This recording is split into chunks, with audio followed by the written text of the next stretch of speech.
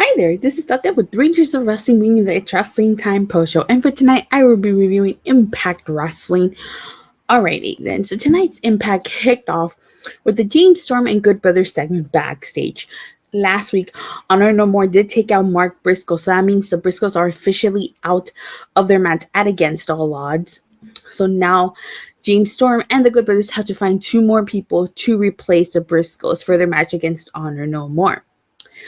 All right, so it kicked off with James Storm telling the Good Brothers that it was a good idea, and Carl Anderson saying it was a bad idea. And they were basically talking about trying to recruit PCO onto their team. And if you guys recall last week, Eddie Edwards said that it was PCO who lost at Slammiversary, not Honor No More. So basically, before PCO can say anything, Vincent interrupts, and he's basically saying that the only place for PCO is Honor No More. And then James Storm kind of like walks to the back and was like, oh yeah, that was a bad idea. And Carl Anderson says, it was your idea.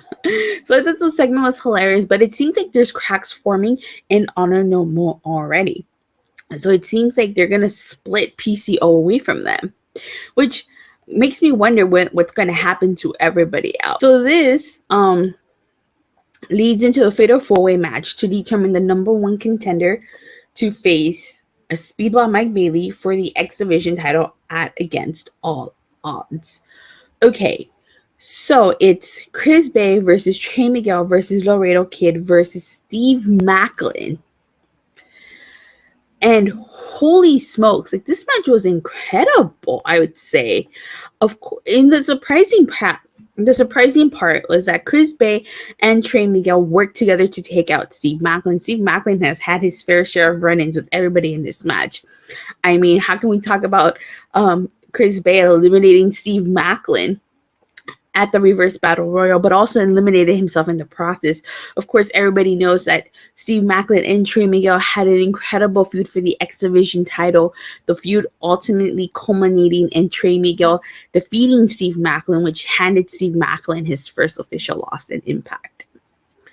So they worked together briefly throughout this match to kind of just take out Steve Maclin. And who could forget the fact that Laredo Kid has also had a run-in with Steve Maclin.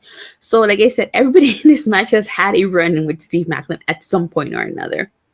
So what I really like about this match was that Bay and Miguel worked together. But of course, they didn't forget that this was a fatal 4-way. So like, Trey Miguel hits the center to Chris Bay on the ropes, and it hits him with the Meteora, and so Trey Miguel's victorious.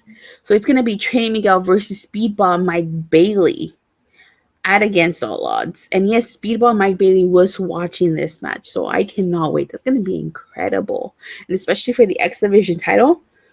Oh my god, I cannot wait. So then we get Giselle Shaw versus Rosemary.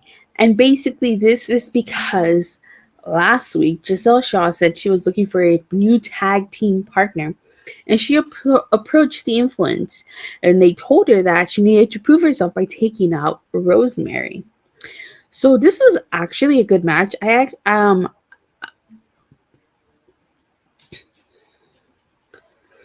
This was a good match. Giselle Shaw really took it to Rosemary in this match. She dominated her at one point. But then Rosemary ended up taking a bite out of Giselle Shaw. And Madison Rayne and Tenille Dashwood were on commentary for this match. And so at one point they had seen enough and decided to get involved. Of course they would get involved, you know? Of course they would.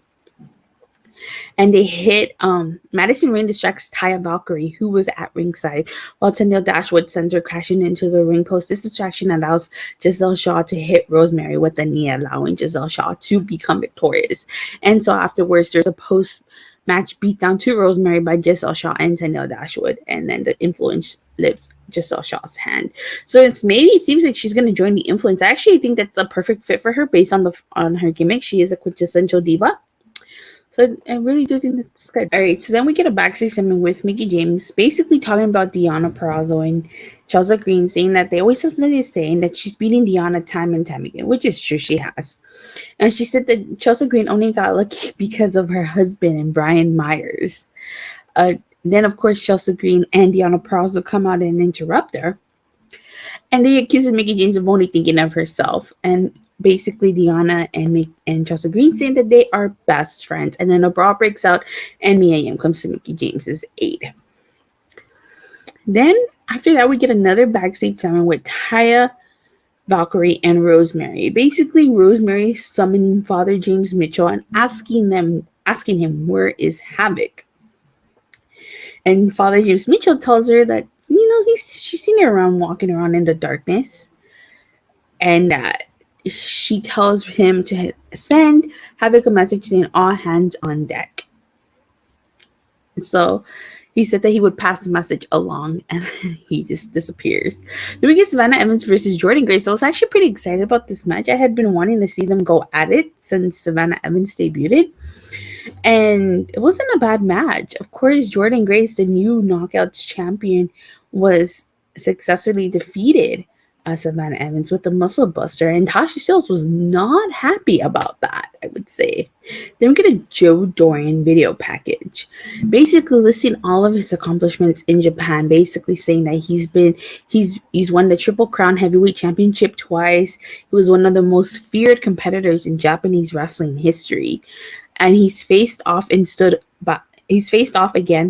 likes of Minoru Suzuki, Kojima, Keiji Moto. And so ever since he's come to Impact, he's aligned himself with Violent by Design. And so then this leads into a Josh Alexander interview, basically saying that his relationship with Impact Wrestling started as a fan, and that nobody has seen or heard from Eric Young since Slammiversary. And he said that Joe's big and strong and is undefeated, even against Josh. And it's going to be his toughest match that he's had. Actually, I kind of have to disagree with that. It's going to be one of his toughest, because his match with the Stone Pitbull, Tomohiro Ishii, that was a really tough match for Josh, if you ask me. Really tough. And I think this is going to be just as equally as tough as Ishii versus Josh. And he said he has to be completely focused on Dorian and wonders if Eric Young will show up. So if you guys recall, Joe Dorian did defeat Josh Alexander, but he defeated him by disqualification. So obviously Joe Dorian is going into this match with a victory over Josh Alexander. And Joe Dorian has yet to be pinned or submitted. And so if Joe Dorian loses, he's going to have to lose either by pinfall or submission.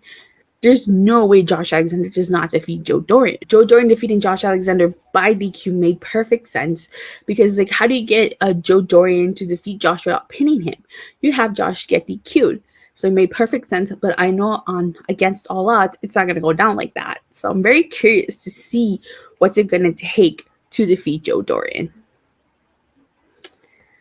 And then we get the Impact World Tag Team title match. It's PCO and Vincent versus the Good Brothers.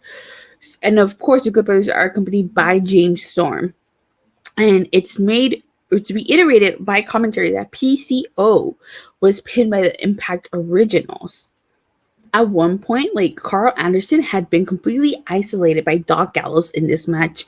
PCO hit him with the Animator on the ring apron.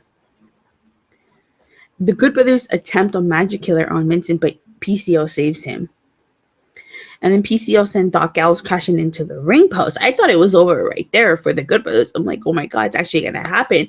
But Vincent misses the Red Room on Carl Anderson, which allows Carl Anderson to pin him. And so the Good Brothers end up being victorious. And then Honor No More, in typical Honor No More fashion, attack the Good Brothers and James Storm. And the Wildcat, Chris Harris, comes to aid James Storm, but he doesn't really do anything. And Honor No More basically tells him to go back to the retirement home. And then Heath comes out and he hands Chris Harris a pipe. And together they attack Honor No More with those pipes. Then Matt Taven somehow ends up alone and gets hit.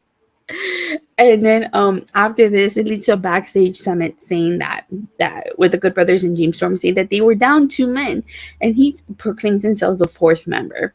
And then Chris Harris proclaims himself the fifth member. James Storm thinks this is a bad idea because, Chris Harris made a promise to his family that he wouldn't wrestle again, but Chris Harris insists on being the fifth member. Then we get Ace Austin versus Alex Zane. Ace Austin is accompanied to the ring by Chris Bay, and they both look freaking phenomenal in their Bullet Club gear. Like, holy smokes, like, this was an insane match. Like, honestly, this was one of my favorite matches of the night. Like, Bay and Ace Austin come out and do the too sweet gesture. Of course they would. And then, like, during the match, they were going to do it again, but Alex Zane interrupted. And at one point, Ace Austin took control of Alex Zane. Of course, Chris Bay was going to get involved in this match.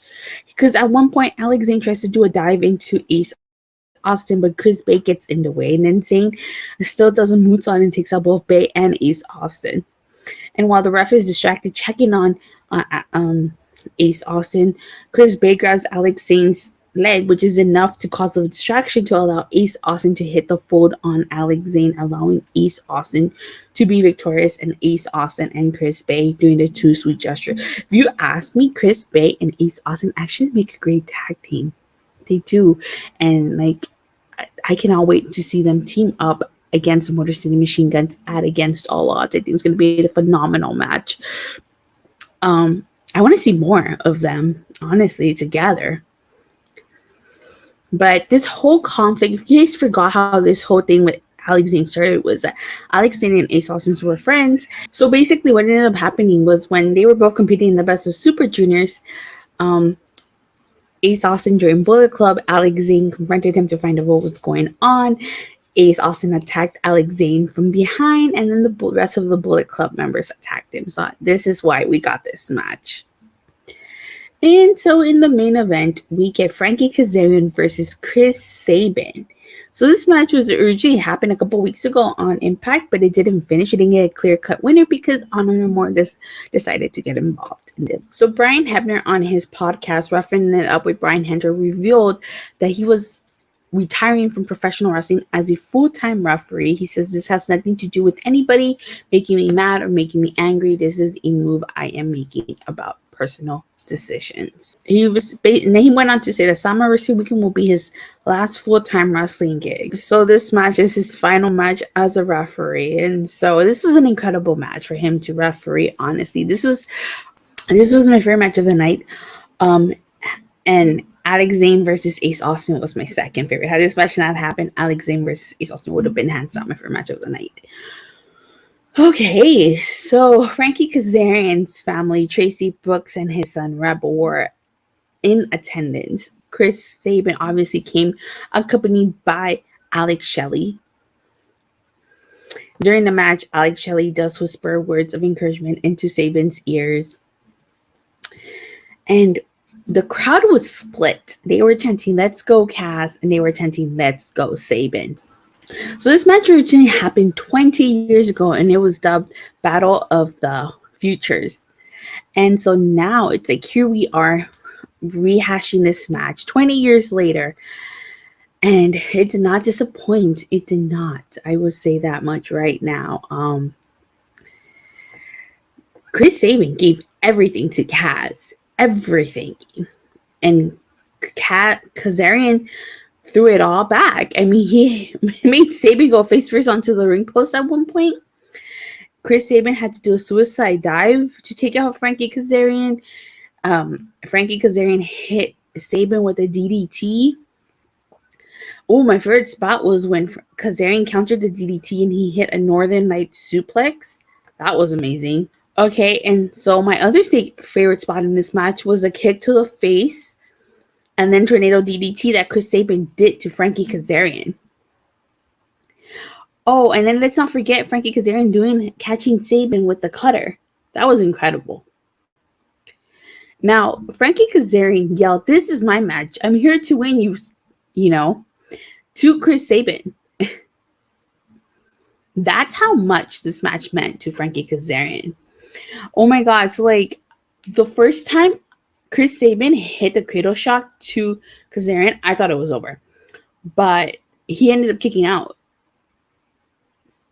And here's another thing. Like, Frankie Kazarian hit the superplex to Sabin, but Chris Sabin turned it into a pinning predicament. And yet, Frankie Kazarian still kicked out. At one point, it kind of came to blows, and what finally did it, was a second cradle shock to Frankie Kazarian, allowing Chris Sabin to be victorious. And at the end, Chris Sabin extended his hand to Frankie Kazarian, who hugged him. Then they did another hug, and then Alex Shelley alongside Chris Sabin and Frankie Kazarian all lifted their hands. So very great match, honestly. Definitely a must see. But this was overall a great show. Very great show. Overall, I give the show a Tye Dillinger a perfect 10 out of 10. There was not one thing I disliked about tonight's show. I cannot wait for Against All Odds tomorrow and see Josh Alexander versus Joe Doering. So about tomorrow, there's actually 3 shows going on. Impact's Against All Odds, SmackDown, and Rampage. I hope to go live tomorrow after Against All Odds. As for SmackDown and Rampage, I will probably record and upload that review. And then on Saturday, I'll be going live after Money in the Bank. So with that being said, you guys, thank you guys all so much for watching and for your continuous support. Please don't forget to like and subscribe, and make sure you hit that bell so you can notify whenever I go live or I release a new video. And I'll see you guys tomorrow after Against All Odds. Bye.